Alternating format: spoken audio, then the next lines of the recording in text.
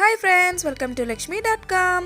இன்னைக்கு நம்ம வீடியோல கொஞ்சம் டிஃபரண்டான ஒரு ரெசிபி தான் பார்க்க போறோம். இப்போ ஒரே மாதிரி இட்லி தோசை அப்படினு இல்லாம கொஞ்சம் ஹெல்த்தியா ப்ளஸ் அதே நேரத்துல ரொம்ப ஈஸியா டக்குன்னு நம்ம செய்யற மாதிரியான ஒரு ரெசிபி தான். சோ டக்குன்னு எப்படி பண்ணலாம் அப்படிங்கறத பார்க்கலாம். இது எந்த அளவுக்கு ஈஸியோ அதே நேரத்துல அந்த அளவு ஹெல்த்தியாவும் இருக்கும். இந்த ரெசிபி வந்து நம்ம அவல் வச்சு செய்கிறது. ஸோ நான் வந்து 1 கப் அவல் வந்து எடுத்திருக்கேன். நான் வந்து சிகப்பு கலர் அவல் எடுத்திருக்கேன். உங்ககிட்ட எந்த அவல் இருக்கோ நீங்கள் அதை எடுத்துக்கலாம். ஃபஸ்ட்டு வந்து நம்ம அவலை வந்து நல்லா வாஷ் பண்ணி எடுத்துக்கலாம். கொஞ்சமாக தண்ணி விட்டு நான் ஃபஸ்ட்டு போய் நல்லா வாஷ் பண்ணி எடுத்துகிட்டு வந்துடுறேன். அதுக்கப்புறமா வாஷ் பண்ணதுக்கப்புறமா இதுக்கு தேவையான அளவு தண்ணி சேர்த்து அதை நம்ம வந்து ஒரு நல்லா அது சாஃப்ட் ஆகுறது வரைக்கும் நம்ம வந்து ஊற விட்டுறலாம். அவல் வந்து நம்ம கையில் எடுத்து பிசைகிறப்போ அது பிசைகிற மாதிரி இருக்கணும், நசுங்குற மாதிரி. ஸோ அந்த அளவுக்கு ஆகிறது வரைக்கும் நீங்கள் வந்து ஊற விட்டுருங்க. இது கொஞ்சம் கனமான அவல் அப்படிங்கிறதுனால ஒரு 5லேருந்து ஒரு 10 நிமிஷம் ஆகும். அவலை பொறுத்து அது வந்து ஊறுற டைம் வந்து ஆகும். ஸோ இது வந்து கொஞ்சம் திக்கான அவல் அப்படிங்கிறதுனால ஒரு 5 நிமிஷம் ஆச்சுது. உங்ககிட்ட வந்து ரொம்ப தின்னான அவல் இருக்குது அப்படின்னா உடனே உங்களுக்கு வந்து அது ஊறி கிடச்சிடும். இப்போ பார்த்தீங்கன்னா நம்ம கையில் எடுத்து அதை நசிக்கிறப்ப அது நான் வந்து நல்லாவே மாவு மாதிரி ஆகும். இதுதான் வந்து கரெக்டான இது. ஸோ இந்த அளவுக்கு ஊறினா போதும், கரெக்டாக இருக்கும். இப்போ நம்ம அவல் வந்து ரெடி ஆகிடுச்சு. இப்போ இதில் ஒரு 2 டேபிள் ஸ்பூன் வந்து அரிசி மாவு இருக்குல்ல, இடியாப்ப மாவு, அது சேர்த்துக்கலாம். இடியாப்ப மாவு கூடயே ஒரே 1 ஸ்பூன் வந்து கடலை மாவு, நம்ம நார்மலாக யூஸ் பண்ணுவோம்ல அந்த கடலை மாவு சேர்த்துக்கோங்க.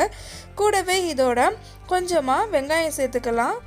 வெங்காயத்தை இந்த மாதிரி சின்னதாக பொடி பொடியாக நறுக்கி சேர்த்துக்கோங்க. கூடவே இதே மாதிரி தக்காளியும் கொஞ்சம் சேர்த்துக்கோங்க.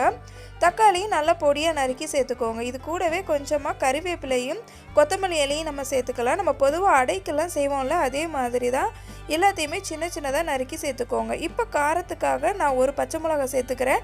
நீங்கள் உங்களோட காரத்துக்கு தகுந்த மாதிரி அதை கூட்டவோ குறைக்கவோ செஞ்சுக்கோங்க. இப்போ 1 டீஸ்பூன் வந்து ஜீரகம் இதோட சேர்த்துக்கலாம். எல்லாம் சேர்த்ததுக்கப்புறமா கடைசியாக இதுக்கு தேவையான அளவு உப்பு சேர்த்துக்கோங்க. எல்லாத்தையும் சேர்த்ததுக்கப்புறமா பொறுமையாக எல்லாத்தையும் ஒரு வாட்டி நல்லா கலந்து விட்டுக்கலாம். எல்லாத்தையும் ஒன்றா கலந்து விட்டதுக்கப்புறமா தான் நம்ம இதில் வந்து கொஞ்சம் கொஞ்சமாக தண்ணி சேர்த்து கலந்துக்க போகிறோம். நம்ம அடை தட்டுறதுக்கு ஒரு கன்சிஸ்டன்சி எடுத்துகிட்டு வருவோம்ல, அந்த அளவுக்கு நம்ம எடுத்துகிட்டு வரணும். அதுக்கு முன்னாடி ஃபஸ்ட்டு இதை நல்லாவே மசிச்சு விட்டுக்கலாம். நம்ம ஊறி இருக்கிற அவல், நம்ம போட்டிருக்க அரிசி மாவு, கடலை மாவு எல்லாமே ஒன்றா சேர்ந்து கலந்து வர மாதிரி நல்லா இந்த மாதிரி ஸ்பூனாலே நல்லா மசிச்சு விட்டுக்கலாம். அப்போ தான் வந்து நம்ம வந்து அடை மாதிரி ஊற்றி எடுக்கிறப்போ நல்லாயிருக்கும்.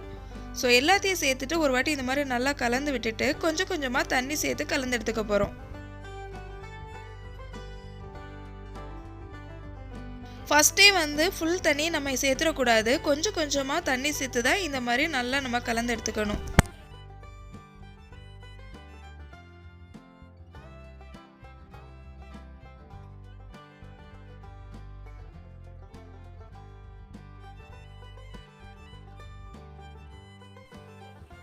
இப்போ பார்த்தீங்கன்னா நம்மளோட அவல் அடைக்கு தேவையான கரெக்டான கன்சிஸ்டன்சிக்கு நம்ம மாவு வந்து வந்துருச்சு, அவல் வந்து வந்துருச்சு. இப்போ பார்த்தீங்கன்னா உங்களுக்கு தெரியும், இதுதான் வந்து கரெக்டான பதம். ஸோ இப்போ இதில் கடைசியாக நம்ம வந்து ஒரு 1/4 டீஸ்பூன் அளவுக்கு வந்து பேக்கிங் சோடா வந்து சேர்த்துக்கிறோம்.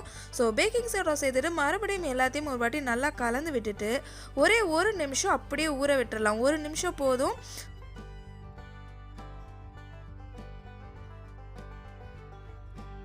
இப்போ 1 நிமிஷம் ஆயிடுச்சு. நம்மளோட அவல் அடைக்கு தேவையான மாவு ரெடி ஆகிடுச்சு.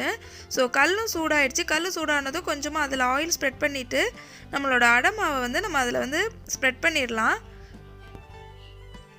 இந்த மாதிரி ஈவனாக நல்லா ஸ்ப்ரெட் பண்ணிக்கோங்க. கொஞ்சம் திக்காகவே ஸ்ப்ரெட் பண்ணிக்கோங்க. அப்போ தான் நம்ம திருப்பி போடுறப்போ ஈஸியாக வரும். ஸோ பொதுவாக நம்ம நார்மலாக அடைக்கி பண்ணுவோம்ல, அதே மாதிரி தான் இந்த மாதிரி ஸ்ப்ரெட் பண்ணி விட்டுட்டு கொஞ்சம் ஆயில் வந்து நம்ம சுற்றி விட்டுக்கலாம்.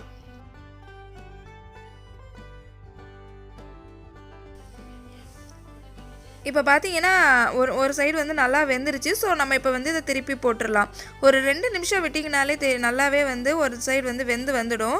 ஸோ நம்மளோட சூப்பரான எம்மியான அவல் அடை வந்து ரெடி ஆகிடுச்சு. இதுக்கு வந்து சைடிஷ் எதுவுமே தேவையில்லை. ஏன்னா இதிலேயே நம்ம வெங்காயம், தக்காளி, காரத்துக்கு எல்லாமே போட்டிருக்கோம். இதை நீங்கள் ஈவினிங் ஸ்நாக்ஸாகவும் சாப்பிட்டுக்கலாம். அதே மாதிரி பிரேக்ஃபாஸ்ட் ஆர் டின்னராகவும் நீங்கள் இதை வந்து எடுத்துக்கலாம்.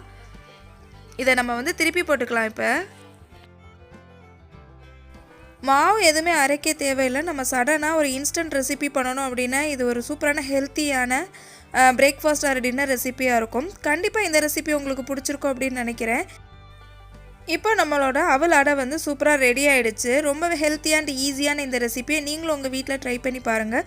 ட்ரை பண்ணி பார்த்துட்டு எப்படி இருக்குது அப்படின்னு சொல்லிட்டு கமெண்ட்டில் சொல்லுங்கள். அதே மாதிரி உங்களோட ஃப்ரெண்ட்ஸ் அண்ட் ஃபேமிலி கூட ஷேர் பண்ணிக்கோங்க. இதான் ஃபஸ்ட் டைம் நீங்கள் என்னோட சேனலை பார்க்குறீங்க அப்படின்னா மறக்காமல் லக்ஷ்மி.com சேனலை சப்ஸ்கிரைப் பண்ணிக்கோங்க. இதே மாதிரி இன்னொரு சூப்பரான சிம்பிளான ரெசிபியில் வந்து நான் உங்களை மீட் பண்ணுறேன். அது வரைக்கும் நன்றி, வணக்கம்.